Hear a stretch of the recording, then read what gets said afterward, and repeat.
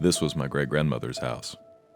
When I was a child, every Sunday morning we would attend services at the Hardwick Christian Church and then come to Mamu's house for Sunday supper.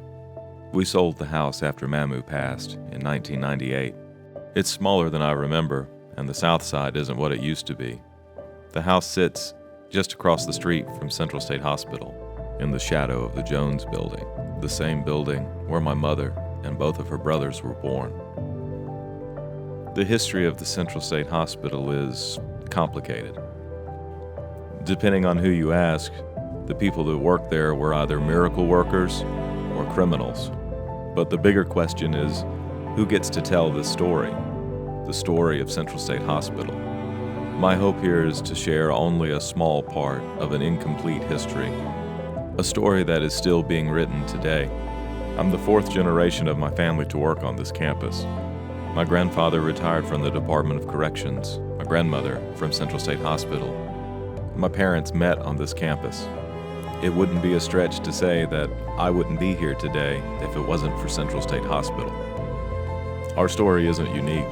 There are countless families around Milledgeville and Middle Georgia that have a connection to these grounds.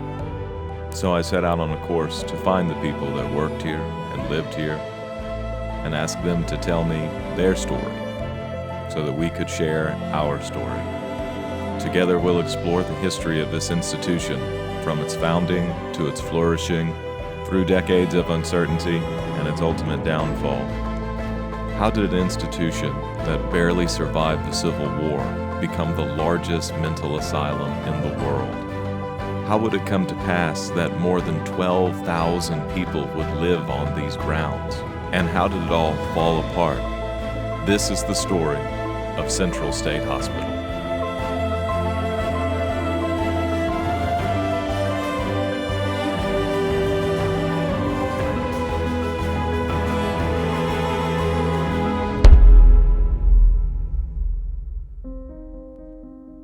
It looks very much like a typical university campus. The lawns, broad and well manicured.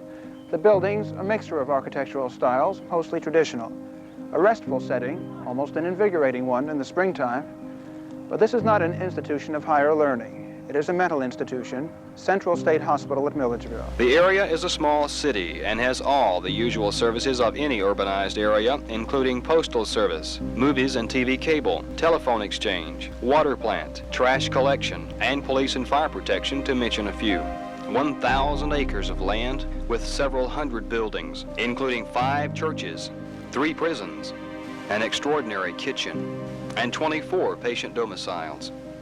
But Central State is not land and buildings. It is primarily people. The Georgia Lunatic Asylum opened its doors in December 1842, the result of efforts by Governors Lumpkin, Schley, and a group of Milledgeville physicians. After 1 year of operation, there were fewer than 100 patients. The hospital toughed it out during Sherman's visit when Superintendent Green borrowed $1,000 from Augustus King Mill to feed his patients. By 1900, patient population had risen to 2,000.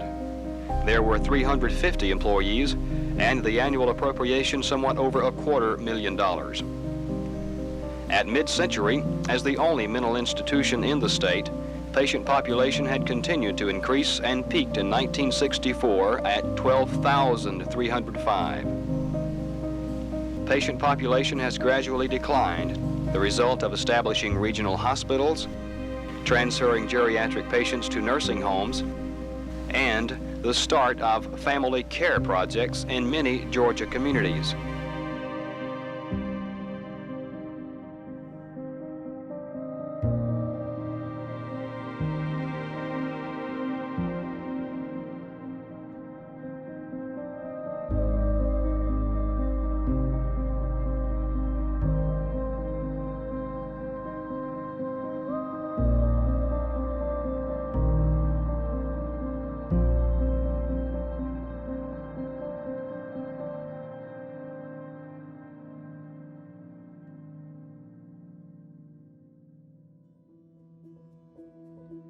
Through my role as public affairs director, I did sort of end up becoming the unofficial historian of the hospital because the museum fell under my department. So as researchers would come to research, I would have to accompany them in the room with all the documents.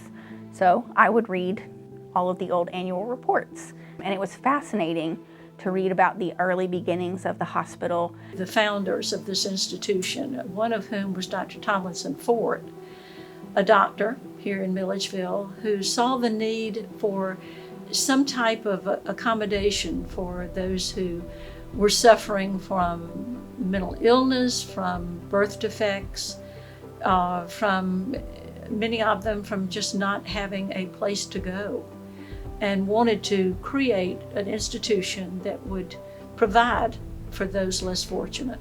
So the hospital, when it was founded, was really sort of a fledgling operation. You know, they were awarded money from the state legislature, which wasn't really enough to construct the building. But once they got the building constructed, the first employees were the superintendent and a nurse. And then it's my understanding they may have had a few slaves to help initially. When they founded the hospital, Dr. Green really believed that people needed to be treated like people with dignity and respect and kindness. Dr. Green and some of his fellow physicians throughout the state actually traveled around the country to other states that already had mental health programs, and they pulled out what they really felt like were the best practices. And he asked the staff to eat dinner with the patients, family style. They would all sit and commune together and fellowship. He didn't believe in the use of restraints. And these were all really new techniques and new ways of thinking and approaches to mental illness, and really sort of seeing them as a person instead of an illness. And I think that was sort of fascinating to me, is just to see how far ahead they were when they founded the hospital, and how some of those things still come into play today. Well, of course, the Reconstruction period was very difficult because there was not enough food, there was not enough even fuel to operate, and how the superintendents managed is really phenomenal. There was an agreement with General Sherman not to bother the campus or the patients that were at the campus at the time, and he did provide some food. But the period following was just devastating, not only out here, but also in the town itself. Under Dr. Powell, when the concept of giving the patients activities, that they not just remain indoors, but that they find activities, working on the landscaping, working at the farming, working on crafts, but being active. And the helper patients were sort of a dual system. It was one considered part of their treatment because they were trying to get them back to quote unquote normal activities that they would do at home. So if a woman had been a secretary, they might have her work in an office, or they might have someone work in a kitchen, or helping cut the grass, or helping maintain the farmlands, because those are things that you would do in your normal life.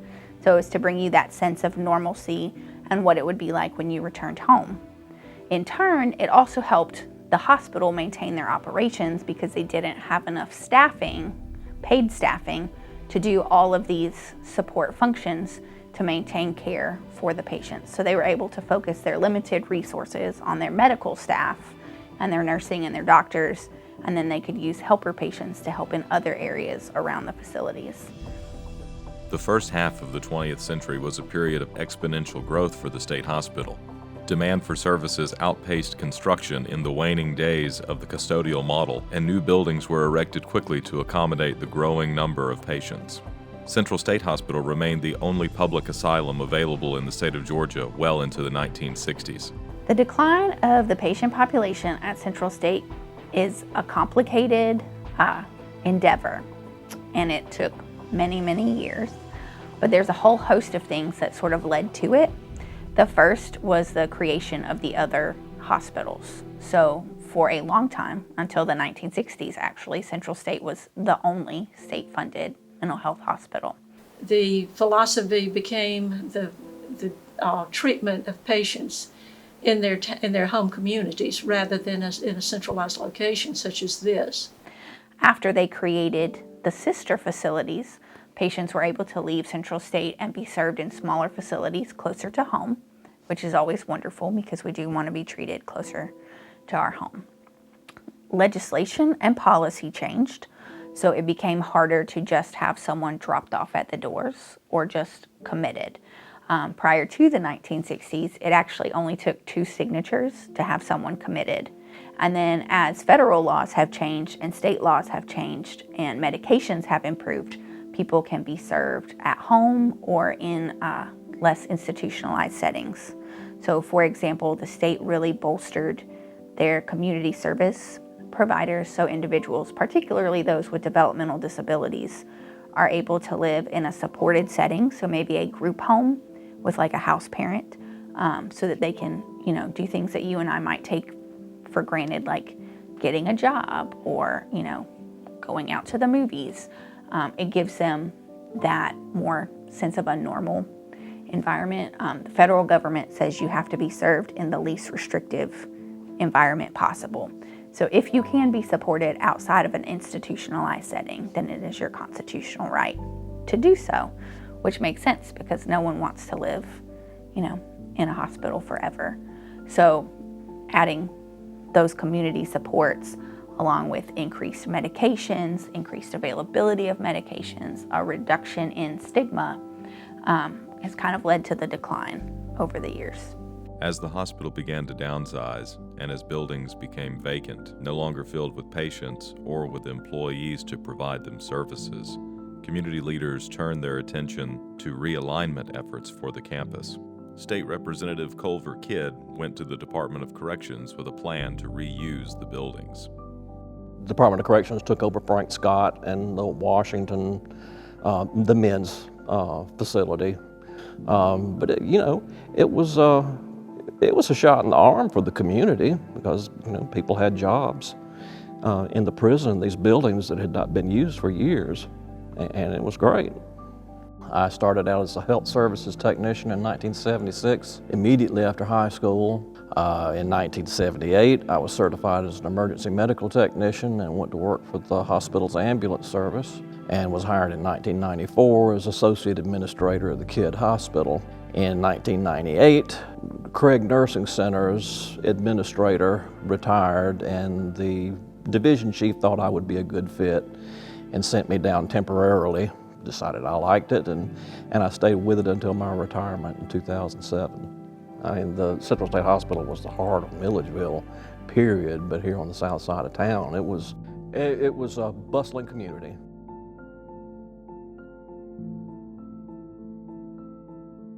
The early 90s, the first part of the hospital closed down was the Veterans Division. It was handed over to a private company to manage for the hospital. That was the first. And those of us that have been here for years and years said, this is never going to work. Well, apparently it did. And it was like dominoes after that. The rest of the hospital just fell. Governor Barnes has a plan to save money by cutting nearly 170 jobs at Central State Hospital in Milledgeville. The governor has assured me and the Office of Planning and Budget, which is his people, that they were not going to cut this item out of the budget. The Georgia Department of Human Resources recommended closing the Craig Nursing Center and the Medical Surgical Center to save money. The hospital closings are part of the state's proposed budget cuts. The General Assembly and Governor Sonny Perdue still have to approve it. One version of the budget would cut jobs in Milledgeville at Central State Hospital. The medical surgical unit treats high-risk patients and prisoners. Right now, it's not part of the budget. Annette St. Clair spoke to workers who say they're worried about more than just themselves. Most people, I really believe, do not realize the care that they need, the extensive care, and I'm more worried that any other hospital or private hospital or somebody beside us, one, may not know what they're getting into or may not be prepared for the time and care that these patients would require. There's no guarantee closing MedSurg would even save the state money, but if MedSurg's money is cut, the hospital would close by July 1st. Calls by Eyewitness News to Representative Bobby Parham and Senator Faye Smith, who represent Baldwin County, were not returned. Yeah, the buzzword at the time was doing more with less. I don't think you could do more with less. I don't think we did. we did our best. A group of Central State Hospital workers weigh their options after months of wondering if they would be laid off. Ben Hoover joins us in our Milledgeville newsroom on the campus of Georgia College and State University. Now, Ben, these workers, I guess, recently learned the positions will be eliminated, but they're not actually going to be laid off. That's right, Frank. 90 workers in the Medical Surgical Hospital inpatient services at Central State learned the state will not budget for that unit next year. Last week, they received this letter. It pretty much tells them they will be reassigned to other positions throughout Central State. Two nurses I talked to today say it's good news for their job security, but bad news for the patients they care for. And that we just have to prepare ourselves for what direction we're going in. I'm glad that we're all have placement at different areas throughout the hospital. My main concern is the patient care. The type of care that they receive here is different. The letter promises to reassign all 90 workers by June 1st. Both nurses I talked to today say they plan to accept the transfer option. Frank? All right, Ben, thank you. Nurses in the Medical Surgical Hospital inpatient services see about 20 patients every day. The workers who transfer may get jobs at either higher or lower. There's no commerce on the south side of town anymore. You know, in its heyday, there would be hundreds of employees that would go out for lunch meal. They're not there anymore. There's no way to sustain a business on this side of town if there aren't people to pay your salary. The downsizing at Central State has been particularly difficult on minority communities in Milledgeville because that's mostly who was in the south side of town, who had really grown up around the hospital. And it was a place where they knew, their parents had had a job, their grandparents had had a job here, and it was something that they could come into. Some of them started here, before they even finished high school, or maybe they didn't have a diploma or a GED because that wasn't required. When I was a teenager, and many of my friends came out here and had part-time jobs after school. There were also people who did not have a lot of education, but who got the training and worked out here and got the experience in order to become very valuable employees. Something you've seen literally since birth, to be shut down one piece at a time. And this is home. And just the people that worked here, the people who came here for care, they have just been put out in the cold without any kind of regard. What happens next? This place employed folks from about 7 counties. So it was more than just Milledgeville and Baldwin County. It was all the surrounding bumper counties. When you look at employees, actually we hit the valley back in 2013 where we went under 400 employees. 400 to 500, that is absolutely a tremendous economic loss for the community. This was the largest mental institution in the world in the mid-60s, but this model doesn't work anymore. It's not effective, and it's been decentralized for 40 years. You're left with a real estate asset that's lost its way, has no mission, has no purpose. Too much real estate, too many buildings, too many empty parcels, and really demonstrating to the state that you don't have a need for it anymore.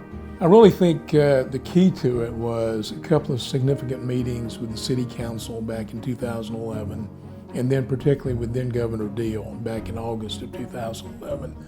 Anytime you have real estate, you got to look at who controls the real estate. The state of Georgia did. You had to have some vision from the community leadership. Let's see if we can set up an authority that would have one responsibility, repurposing this campus. And then Governor Deal in August 2011 saying, let's give these folks a shot at it.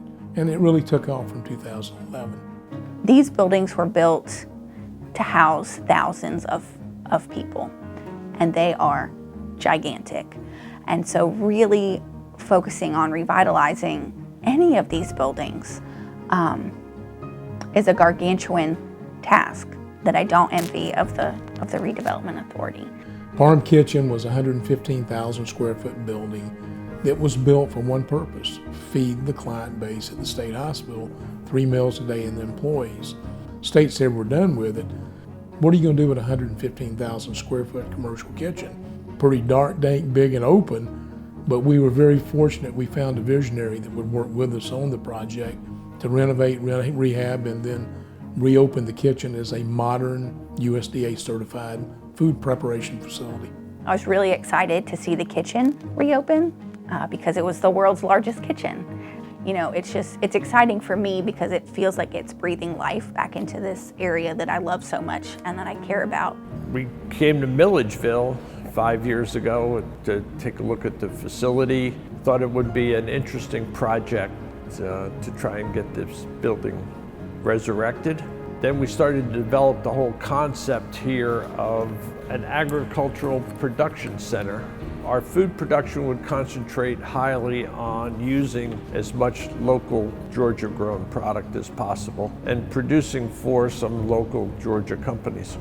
It doesn't have to be for mental health, but Milledgeville and Central State has always been a place for people, and I would love to see that again, and just to see people on the campus enjoying the grounds, playing in the pecan orchard, you know, going to the kitchen and having lunch and just really sort of moving through the campus. I think that's the only option there is. I mean, it's either that or level the place. I hate to see that happen. Some people tell me it feels like a giant college campus, and it does sort of have that vibe. And just to see activity come back to it, I think would be my greatest joy, just to see people out enjoying what I love so much.